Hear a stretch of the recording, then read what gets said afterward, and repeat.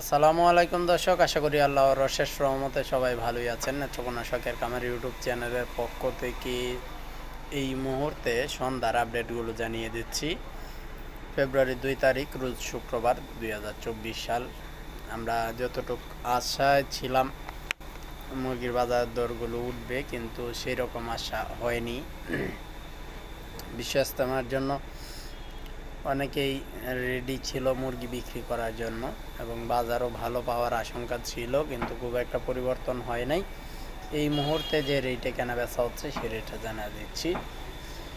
156 থেকে 170 টাকা পর্যন্ত বিভিন্ন জায়গায় আলাদা আলাদা রেটে কেনা বেচা হয়েছে। আমরা লাইভটি 2-1 দিন আমরা কিন্তু স্টক রেখেছি, পরবর্তীতে আমরা আবারও লাইভে আসব।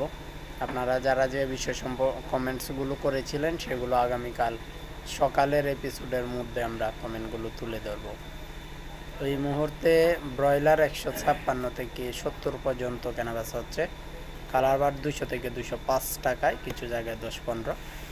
কালার বাট কেনাবেচা হয়েছে টাইগার সে সুবনরাজ একই, সুপার হাইব্রিডও একই কালার বাটের রেটই।